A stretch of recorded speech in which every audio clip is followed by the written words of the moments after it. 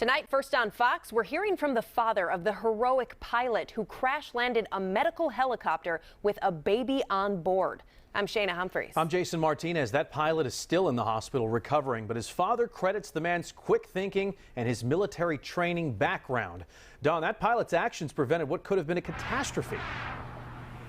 Absolutely. Pretty amazing stuff. We spoke to his father at the family home outside of Minneapolis. He says his son has over 27 years flying helicopters. He's also a commercial airline pilot, so he knew what he had to do to make sure they all survived, and he was able to pull it off. Daniel Moore was flying the medical helicopter that went down in Drexel Hill on Tuesday. 4 people on board, including a 2-month-old baby girl, headed to CHOP when the helicopter started to spiral to the ground. The 52-year-old pilot somehow pulling off a miracle with no one suffering life-threatening injuries. I wouldn't expect anything less of him.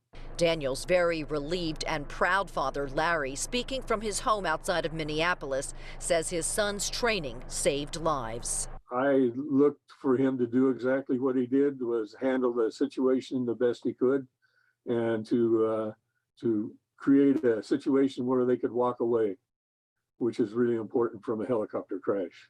Neither the 2 crew members nor the baby were hurt. Daniel, however, did suffer serious injuries and remains in the hospital. 7 broken ribs, 5 broken vertebrae, and a cracked sternum.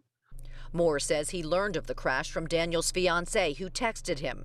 As for what went wrong, he doesn't remember what happened until the paramedics were cutting his clothes off to put him in the ambulance. This dad, who also flew helicopters for the military for 20 years, says his son actually sounded better than he expected when he spoke to him on the telephone. He was really upbeat about the whole thing and was looking forward to going home. Now, his father tells us that Daniel is scheduled to have surgery tomorrow, and he expects his son will probably be in the hospital about a week or so.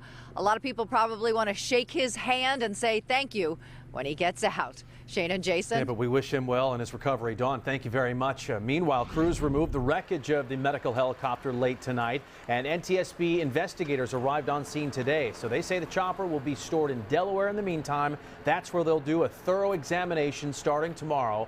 Investigators say they're confident they'll figure out exactly what went wrong.